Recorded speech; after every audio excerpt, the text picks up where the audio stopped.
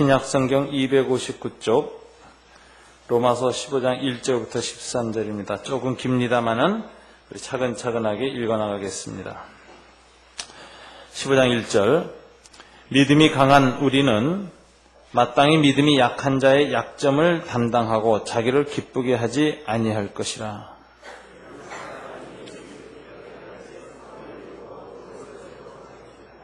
그리스도께서도 자기를 기쁘게 하지 아니하셨나니 기록된 바 주를 비방하는 자들의 비방이 내게 미쳤나이다 함과 같으니라.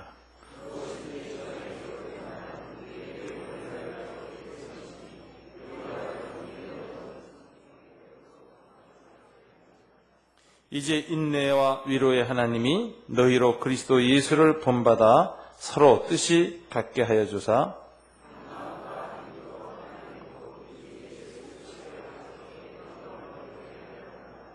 그러므로 그리스도께서 우리를 받아 하나님께 영광을 돌리신과 같이 너희도 서로 받으라.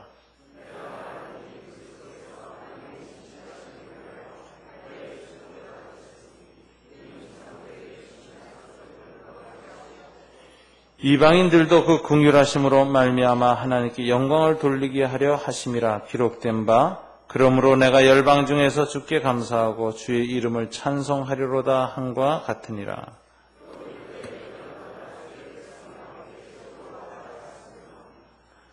또 모든 열방들아 주를 찬양하며 모든 백성들아 그를 찬송하라 하였으며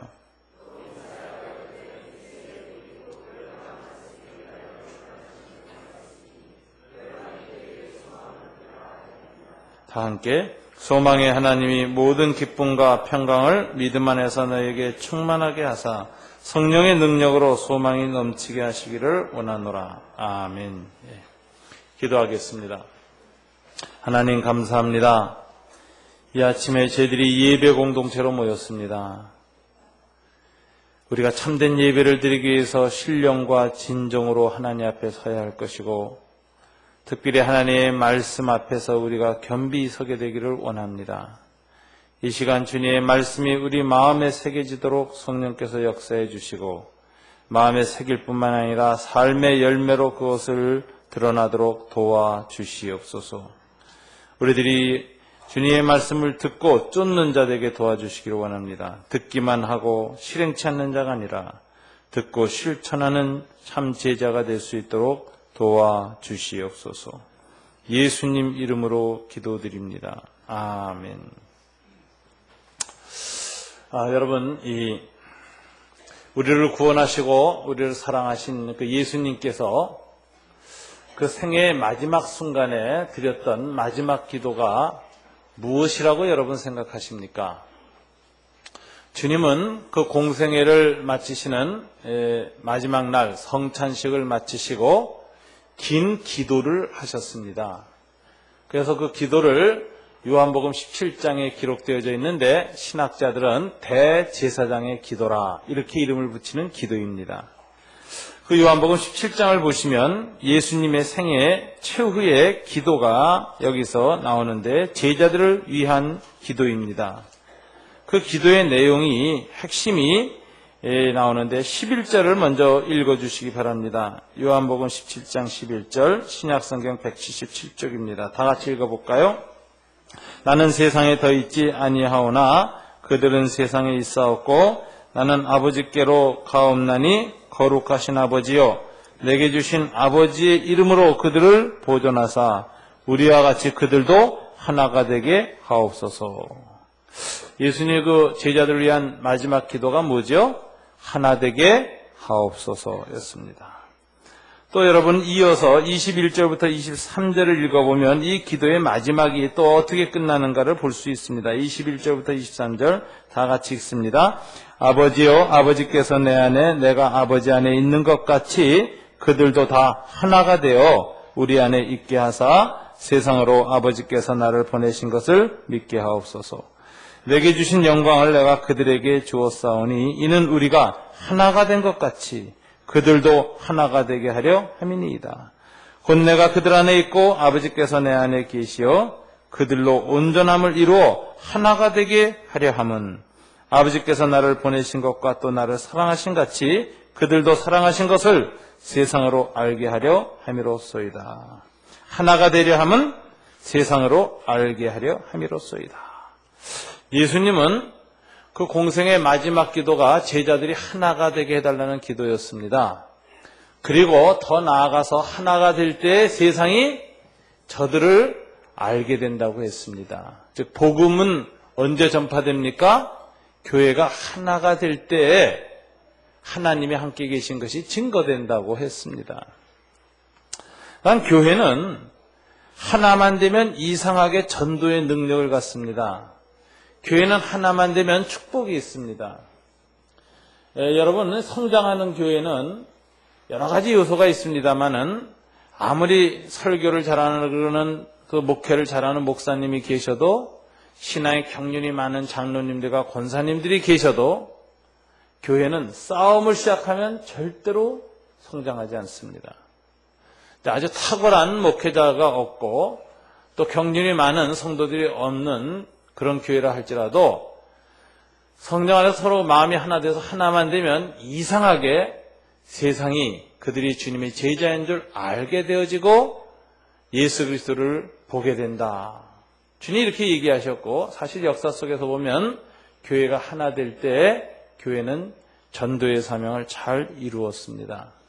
그래서 이 교회의 이 큰 역사의 논쟁이 있었는데 항상 교회 하나됨을 지키느냐 정결함을 지키느냐는 논쟁이 있었습니다. 영어로는 unity, 하나됨을 지키느냐, 또 purity, 거룩함을 지키느냐, 이 논쟁이 있는데 둘 다 지켜야 될 것이지만 둘 중에 더 우선순위를 두라고 하면 하나됨을 지키는 것이 옳습니다.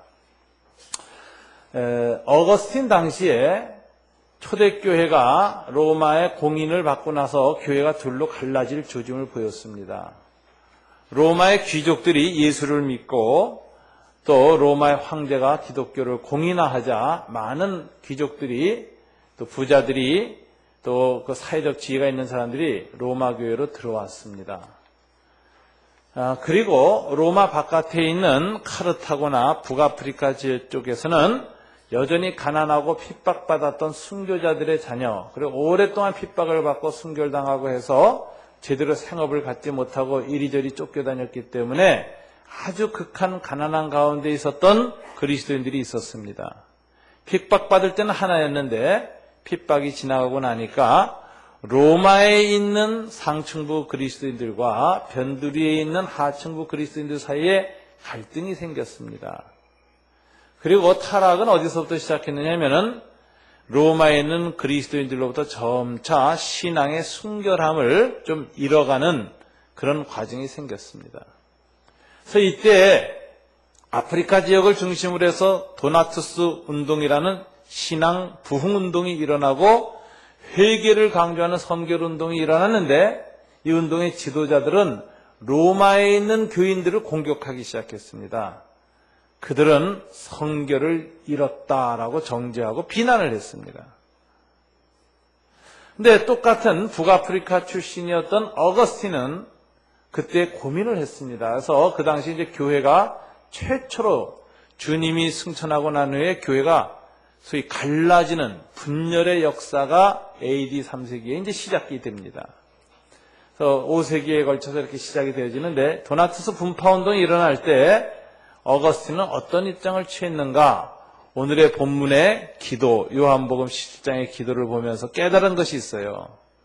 거룩함 중요하지만 거룩함의 기준은 천차만별인 겁니다.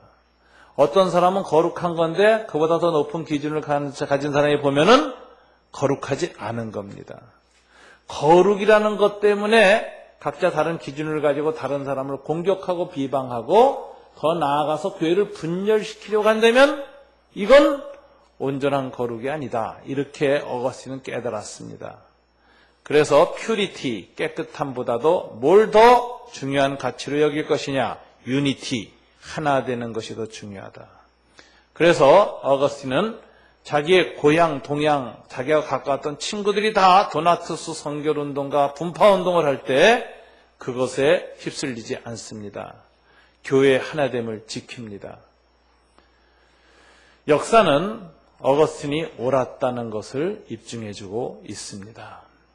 하나됨을 지킨다는 것이 얼마나 중요한 건지를 보여주는 것입니다. 그런데 이 개신교회는 루터와 켈빈이 종교개혁을 하면서 교회의 하나됨을 지키려고 애를 쓴 교회예요. 그래서 캐토릭에서 떨어져 나올 생각이 없었습니다. 루터나 켈빈은 그 캐토릭 안에서의 개혁운동을 하려고 몸부림을 쳤는데 그때 캐토릭에서 루터와 켈빈을 이단으로 정죄하고 출교시켰습니다. 내쫓았어요. 그래서 출교당한 사람들이 어쩔 수 없이 새로운 교단을 만든 것이 개신교가 된 겁니다. 그러니까 이 개신교 정신의 창립자들은 분열을 목표로 하지 않았다는 걸 우리는 알아야 됩니다. 끊임없이 교회를 하나 되게 하려고 노력을 했습니다. 그런데 어쨌든 간에 원하진 않았지만 결국은 구교와 신교로 분열이 되어지고 난 이후에 개신교는 정결과 신앙의 선결을 위해서는 분리해도 좋다고 하는 이런 의식이 많이 생긴 것 같아요. 그래서 캐토릭은 지금까지 분열하지 않고 전 세계에 하나의 교회를 유지하는데 개신교는 무슨 문제가 생길 때마다 갈라지기 시작했습니다. 그리고 무슨 파가 그렇게 많이 나왔습니다. 장로교, 감리교, 침례교, 믿는 신앙의 고백에 조그만 차이가 있을 때마다 교단을 갈랐고 우리 한국 개신교 장로교는 또 여러 가지 지방색이나 여러 가지 때문에 또 수없이 교회가 갈라졌습니다. 제가 속한 합신교단도 총신교단으로부터 합동측에서 갈라져 나왔는데 저는 항상 교회가 갈라질 때 참 그 당시만 해도 저도 이 개혁을 굉장히 좋아했고 그런 걸 꿈꿨기 때문에 합신교단에 속해서 와서 공부를 하면서도 항상 마음속에 이게 과연 옳은 것인가에 대해서 항상 저는 스스로 자문자답을 하고 있습니다.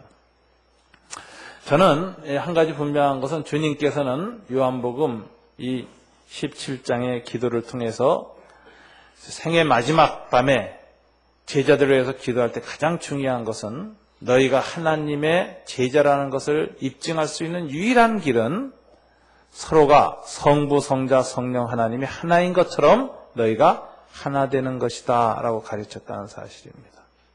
하나 돼야 합니다. 하나 돼야 합니다. 교회가 하나 돼야 된다는 게 얼마나 중요한 가르침인지 우리는 하나 될 때에 교회는 축복이 있다는 것을 명심해야 할 것입니다. 그래서 저는 교회의 최고의 지도력은 바로 교회를 하나 되게 하는 리더십이라고 생각합니다. 저는 목회자로서 우리 교회의 최대의 정말 제가 지켜야 할 목표는 교회를 하나 되게 하는 것이다. 교회를 하나 되게 하는 것이다. 그래서 우리 교회의 영성의 목표가 제일 먼저 뭡니까? 평화입니다. 평화, 고난, 나눔, 섬김인데 평화입니다. 평화.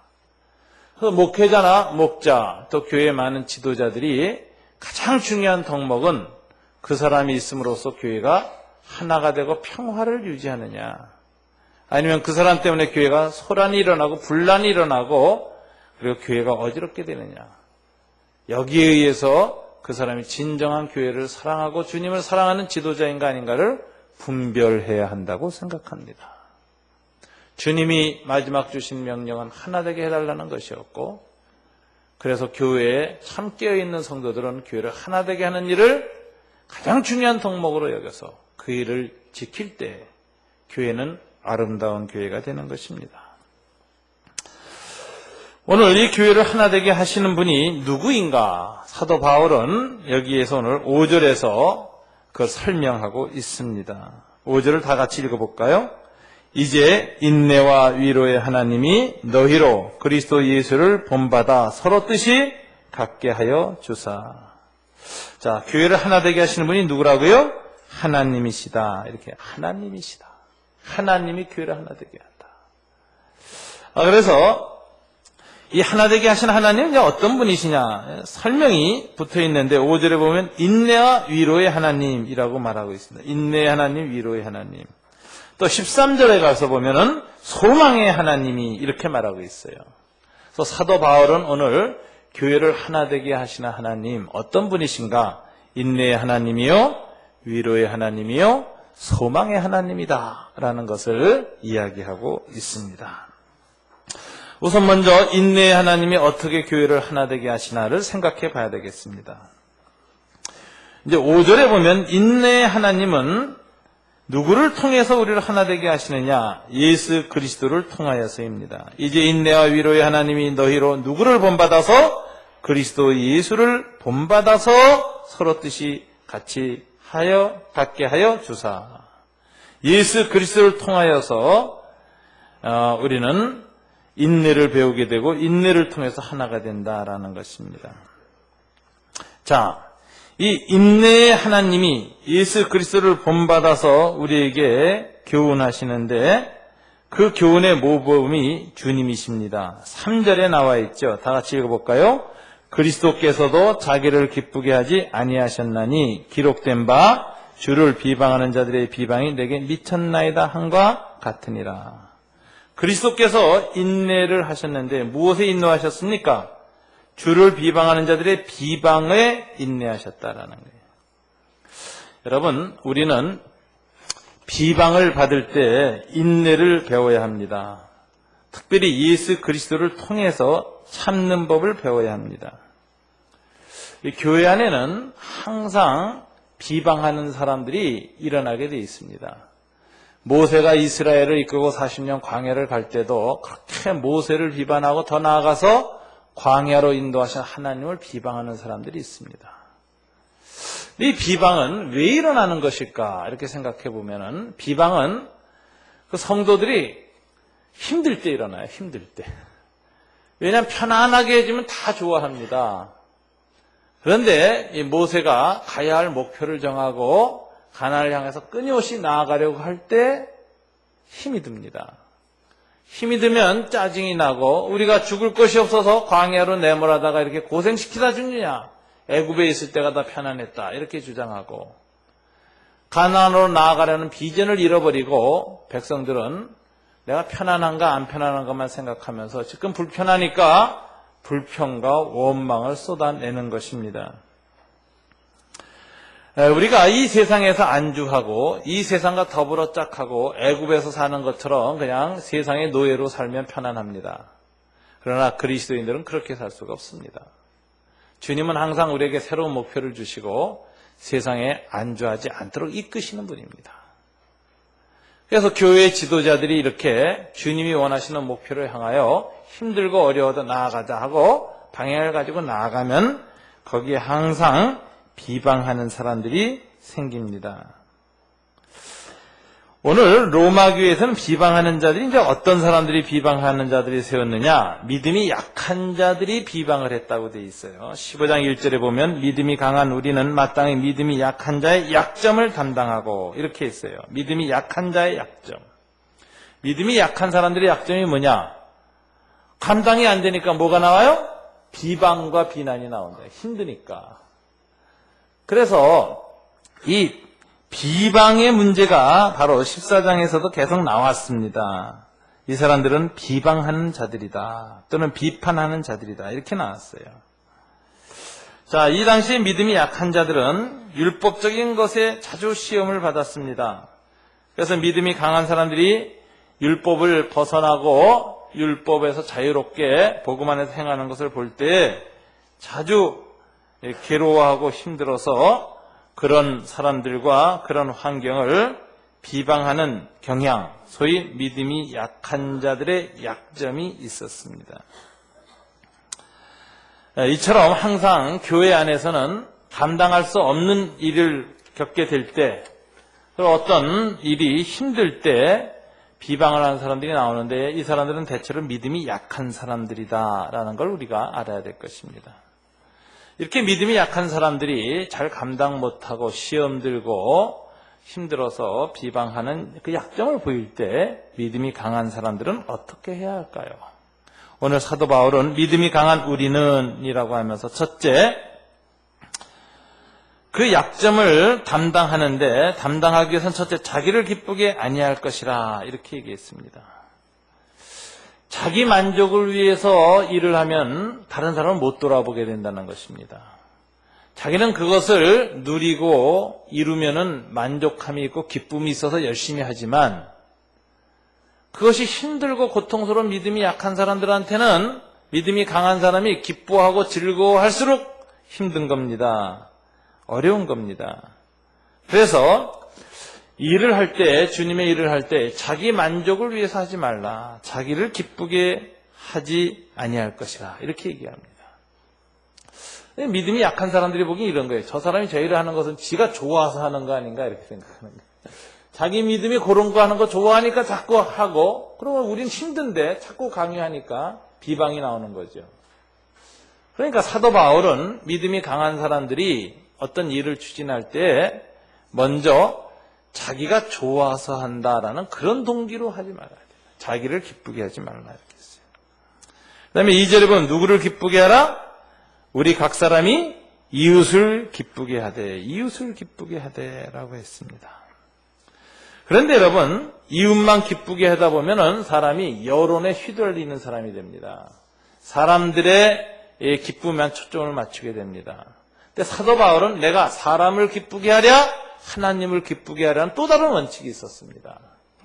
그래서 사도 바울은 어떤 자세를 가지고 하나님의 일을 해나갔느냐, 자기를 기쁘게 하는 동기에서 안 하고 이웃, 주변에 믿음이 약한 사람이나 교우들을 기쁘게 하기 위해서 사역했고, 더 나아가서 하나님을 기쁘게 하기 위해서 사역했습니다. 이 우선순위가 하나님, 그 다음에 이웃, 그 다음에 자기였습니다.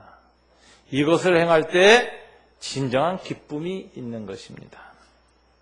여러분, 하나님, 이것을 우리 예수님이라고 이제 얘기를 하냐면 Jesus, 앞에 머리 글자 J가 있습니다. 다른 사람들, 이웃들, others, O입니다.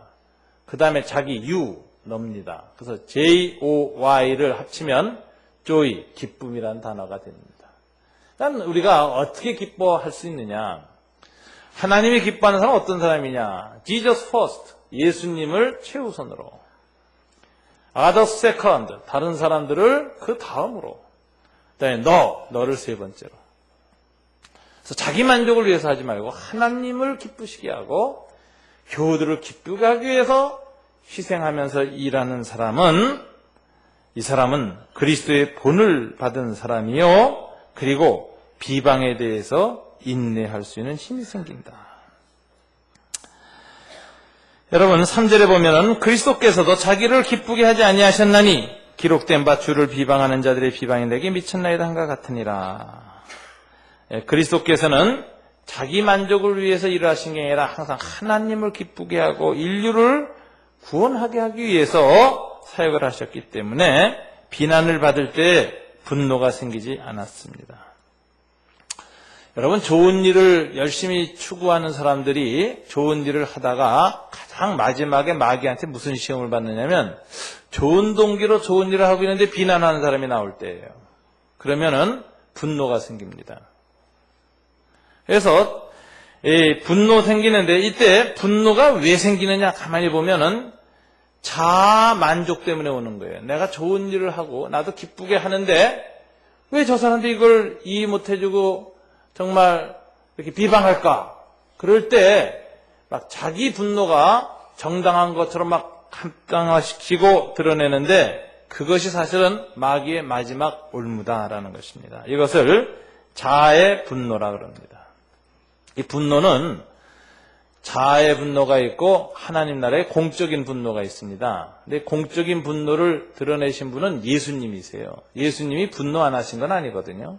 바리새인들에 대해서도 분노하셨고 성전을 더럽히는 일에 대해서 분노하셨습니다. 특별히 죄와 사탄의 세력 앞에 주님은 분노하셨고 죽음 앞에서 분하여 우셨다라고 나자로의 무덤 앞에서 기록되어져 있습니다. 그러니까 주님의 분노가 있는데 주님은 이런 공적인 분노가 있었어요. 그리고 이런 하나님 나라의 거룩한 분노는 우리 그리스도인들이 할 수 있느냐? 사실은 인간은 거룩한 분노를 할 자격이 없습니다. 왜요? 우린 다 주님과 달리 죄를 지은 죄인이기 때문에. 우리는 거룩한 분노인 것 같지만 그 속에는 항상 자아의 분노가 숨어 있어요. 자아의 분노가. 자기를 인정해주지 않고 자기를 세우지 않고 할 때 생기는 분노지요. 그래서 우리 내 분노는 뭐 거룩한 분노다 이런 말은 상당히 조심해서 해야 됩니다. 잘못하면은 그것은 신성모독이 되고 자기를 예수님처럼 높이는 겁니다. 대부분의 우리의 분노는 공적인 것도 있지만 사실은 그 안에 사적인 것이 더 많다는 걸 인정을 해야 합니다. 그래서 이 교회를 평화롭게 하고 하나 되게 하기 위해서는 믿음이 강한 사람들한테 필요한 것이 뭐느냐? 믿음이 약하거나 못 따라오거나 이해하지 못한 사람이 비방할 때 그 비방에 대해서 인내를 하는 겁니다. 잘 참는 겁니다. 모세도 40년 동안 잘 참았습니다. 잘 참았어요. 그래서 하나님이 보시기에 야, 이 땅에서 가장 온유한 자는 모세다 이러셨어요. 저렇게 끊임없이 불평불만한 사람들 앞에서도 끝까지 하나님 앞에서 목자의 자세를 가지고 그들의 죄를 용서해달라고 기도했어요. 한 번은 하나님이 못 참으셨습니다. 시내산에서. 그래서 하나님 화가 나셔가지고 야 모세야, 내가 저렇게 출애굽해서 구원해낸 자들이 또다시 우상숭배하고 너까지 비난하고 너까지 죽이려고 하는데 내가 저놈들을 여기에서 싹 쓸어버리고 모세 내 후손들만 남겨서 또다시 하늘의 별 바닷가의 모래처럼 큰 민족을 이루게 한 다음에 약속의 땅 가나안으로 들어가게 해서 거룩한 나라를 만들 것이다. 내가 그렇게 하겠다 이랬어요. 근데 그때 모세가 좋아하지 않습니다. 아닙니다, 주님. 저들을 용서해 주십시오. 모세 자신의 후손만으로 이스라엘 백성을 다시 만들겠다고 했을 때 모세는 오히려 하나님 그리하시면 안 됩니다. 저 백성을 살려주십시오. 용서해 주십시오. 저 백성을 이끌고 가나안 땅에 들어가게 해 주십시오. 이렇게 기도합니다.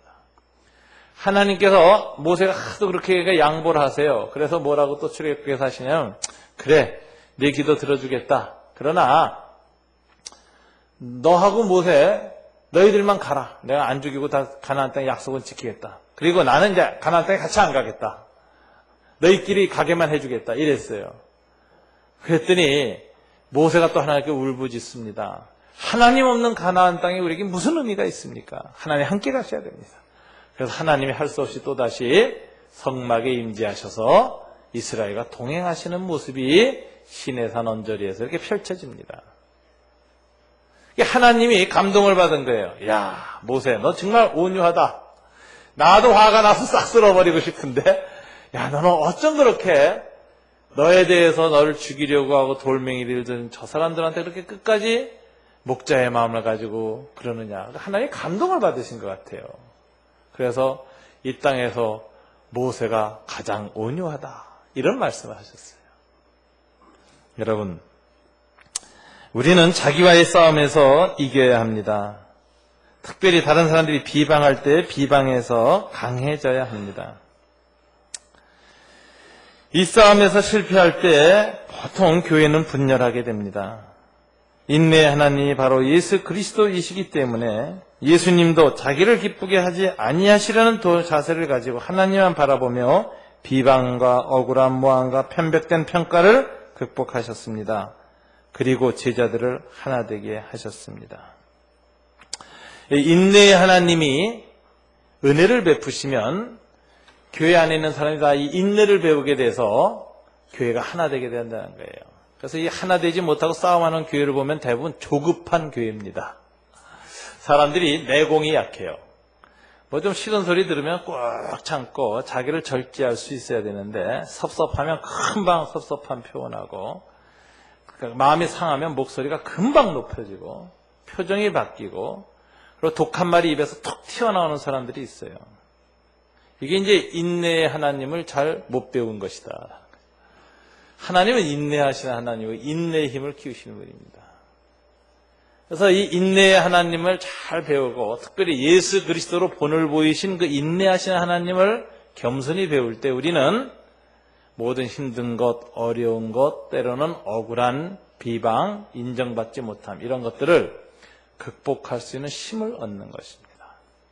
그래서 우리가 기도를 많이 하면서 주님을 깊이 묵상하면 참 억울한 일을 당하거나 속상한 일을 당하거나 자아에 상처받는 일이 일어나도 쉽게 분노가 안 일어나고 그것을 다스릴 수 있는 힘을 하나님부터 배우게 되는 것입니다. 여러분, 우리가 인내를 배워서 교회를 하나 되게 하는 일에 힘써야 하는데, 오늘 사도 바울이 그것을 로마 교회에 아주 깊이 당부하고 있습니다. 여러분, 고린도 후서 12장 12절 한번 읽어보십시오. 이 기절은 제가 참 은혜를 받은 기절입니다. 제가 평생 묵상하는 기절입니다.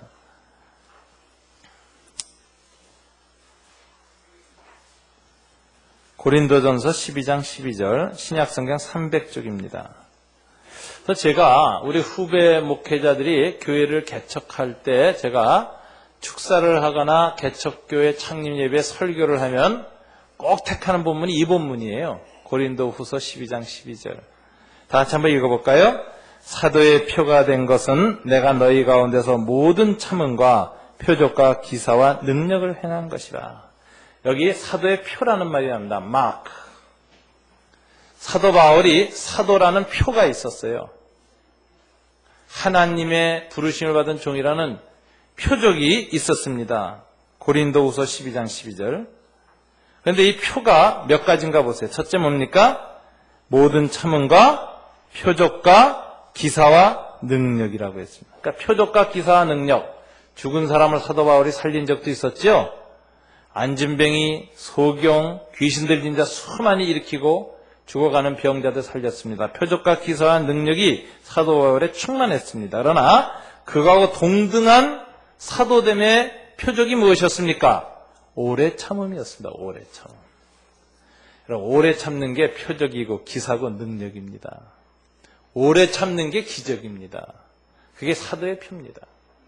그래서 목회자는 오래 참아야 합니다. 목자는 오래 참아야 합니다.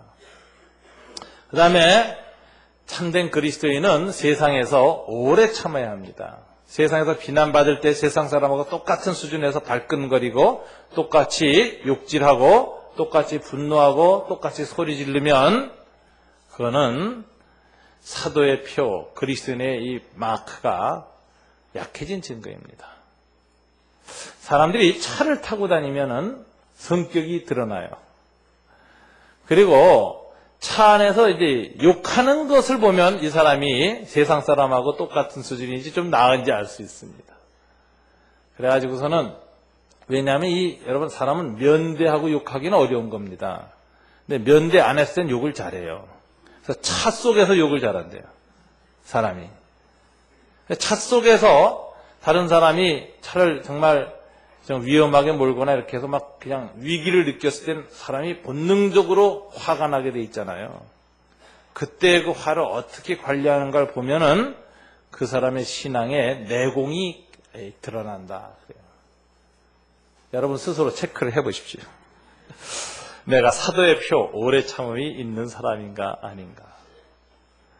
우리는 예수 안에서 이 사도의 표, 오래 참음이 있을 때 우리는 진정한 신앙의 삶을 살 수 있다라는 것입니다.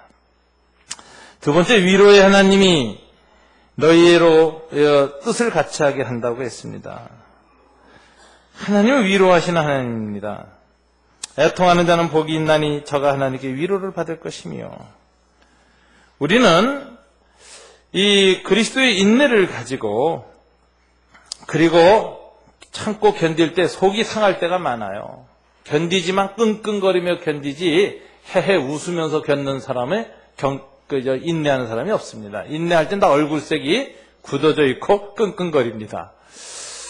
인내를 할 때 헤헤헤 웃으면서 인내하는 건 인내가 아닙니다. 대부분 인내하는 사람들 보면 얼굴이 굳어져 있고 힘들어하는 표정이 나타나 있죠. 근데 그때 누가 위로하시느냐? 하나님이 위로하세요. 주님 나라를 위한 애통에는 하나님의 위로가 있습니다. 근데 하나님 위로할 때 주로 어떻게 위로하시느냐? 4절에 뭐로 위로하신다고 하셨습니까? 다 같이 읽어볼까요? 무엇이든지 전에 기록된 바는 우리의 교훈을 위하여 기록된 것이니 우리로 하여금 인내로 또는 성경의 위로로. 애통하는 자에게 하나님이 참 하나님 나라에서 참고 인내하는 그 슬퍼하는 자에게 위로하시는데 뭐로 위로하세요? 성경으로. 인내는 예수 그리스도로, 위로는 성경으로, 하나님의 말씀으로 위로하십니다. 그러니까 마음이 상할 때, 영혼이 힘들 때는 뭘 읽으세요? 성경을 읽으십시오. 성경은 정말 보약입니다.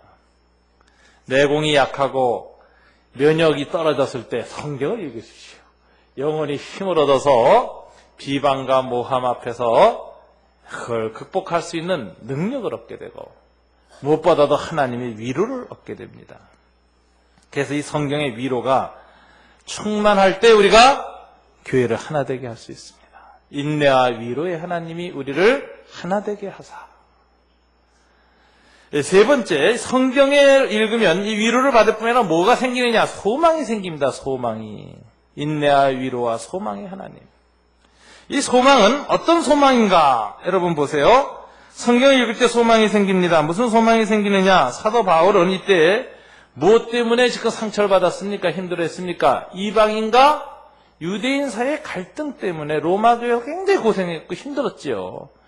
그의 평생 목회 사역의 가장 힘든 문제는 율법주의자들의 비방이었고 이방인과 유대인 사이의 문제가 평생의 고통이었습니다. 근데 성경을 읽을 때마다 위로의 하나님의 성경으로 소망을 주셨어요. 자, 어떤 기절이 소망을 줬습니까? 9절 보세요. 기록된 바부터만 있습니다. 그러므로 내가 열방 중에서 주께 감사하고 주의 이름을 찬송하리로다 한과 같으니라. 이건 어디에서 나온 것입니까? 시편 18편 49절을 읽다가 열방 중에서 주의 이름을 찬송하리로다. 이걸 들으니까 하나님이 이방인들 가운데에서 하나님을 경외하는 사람을 일으키겠구나. 그게 깨달아서 그의 이방인의 사도 역할, 이방인 목회에 있어서 힘을 얻었습니다. 또 이르되 다시 읽어볼까요? 열방들아 주의 백성과 함께 즐거워하라. 열방들, 이방인들이 누구와 함께 즐거워해요? 유대인들과 함께 즐거워할 것을 성경을 통해서 깨달으니까 위로가 됐습니다. 또 12절에 보면 이사야서가 위로가 되었습니다. 다 같이 한번 읽어볼까요? 이새의 뿔이 곧 열방을 다스리기 위하여 일어나시는 이가 있으리니 열방이 그에게 소망을 두리라 하셨느니라. 그 예수 그리스도가 오시는데 열방이 예수님에게 소망을 둔다. 예수님으로 말미암아 이방인들이 예수를 믿게 되고 하나님의 백성이 되어지고 유대인들과 한 백성이 된다. 이런 말씀이 사도 바울에게 위로가 됐어요. 그래서 내가 이방인과 유대인을 하나 되기 위해서 애쓰는 이 일은 누가 행하신다고요? 예수님이 행하시고 하나님이 행하실 것이라는 위로를 받으니까 소망을 어디다 두게 됩니까? 하나님께 두게 된다. 그래서 여러분 13절 다 같이 읽겠습니다. 소망의 하나님이 모든 기쁨과 평강을 믿음 안에서 너희에게 충만하게 하사 성령의 능력으로 소망이 넘치게 하시기를 원하노라. 소망이 넘치게 하세요. 소망의 하나님이. 예수 그리스도로 인내를 배우고 성경으로 위로를 받으면 소망이 넘치게 하십니다. 여러분 사람은 언제 좌절하고 언제 분노하고 언제 싸움이 시작됩니까? 절망할 때. 끝이다. 희망이 없다. 이제 끝장이다. 이렇게 되면 사람이 변합니다. 뚜껑이 열리고 그 안에서 마귀가 나옵니다. 대부분 그래요. 대부분. 부부싸움 할 때에도 마찬가지예요. 이 남자하고 난 끝이다. 이 여자하고 끝이다. 그럼 다 뚜껑이 열립니다. 그래서 그 전에 못 보던 남자가 나와요. 못 봤던 여자가 나와요. 야, 이런 모습이 있나. 목사님과 장로님들이 뚜껑이 열리면 우리 목사님 저런 모습이 있나. 우리 장로님 저런 분이었나. 뚜껑 열리면 그렇게 됩니다. 목자, 초목지기들 다 마찬가지. 뚜껑이 열린다는 게 뭐냐? 절망한다는 게 절망. 절망이 교회를 무너뜨리게 합니다. 그럼 어떻게 하면은 교회를 하나 되게 할 수 있어요? 소망이 있을 때 아직. 아니야. 아직 아니야. 지금 아직 부족한 것이지 끝은 아니야. 앞으로 하나님이 온전케 하실 거야. 그 믿음이 있을 때 그는 소망 때문에 승리를 하게 되는 것입니다. 사도 바울이 고린도전서 1장에 이런 자세를 보였습니다. 고린도전서 1장 8절 한번 보실까요? 바로 뒷장 2장 넘어가는 1장 8절. 여러분 고린도 교회가 얼마나 절망적인 교회였습니까? 고린도 교회 파가 갈려서 싸웠어요. 고린도 교회는 음행이 있었어요. 근친상간이 있었어요. 고린도 교회는 은사는 많았는데 사랑이 없었어요. 그래서 아주 치고받고. 그래서 고린도 교회는 사도 바울이 이게 교회냐 하고 막 절망하고 싶은 그런 교회였어요. 그런데 바울은 고린도 교회를 그렇게 비난하고 비방하지 않습니다. 쉽게 포기하지 않습니다. 고린도 교회에게 항상 따뜻한 권면을 합니다. 오래 참고 위로합니다. 이런 힘이 어디서 나왔을까? 사도 바울은 고린도 교회에 대한 소망을 가졌기 때문에 그래요. 1장 8절에 어떤 소망이 있었는가 볼까요? 다 같이. 주께서 너희를 우리 주 예수 그리스도의 날에 책망할 것이 없는 자로 끝까지 경고하게 하시리라. 사도 바울은 이런 자세가 있었어요. 지금은 부족하지만 주님이 재림하실 때에는 저 사람이 책망할 것이 없는 자로 끝까지 견고하게 완성시키실 것이다 라는 주님에 대한 믿음이 있었기 때문에 싸움질하는 교인들, 음란을 행하는 교인들, 신비주의에 빠져서 서로 사랑 없이 칼질하는 그런 교인들에 대해서 분노하지 않고 절망하지 않고 끝까지 인내하고 위로하고 소망을 품었습니다. 이걸 종말론적 소망이라 그래요.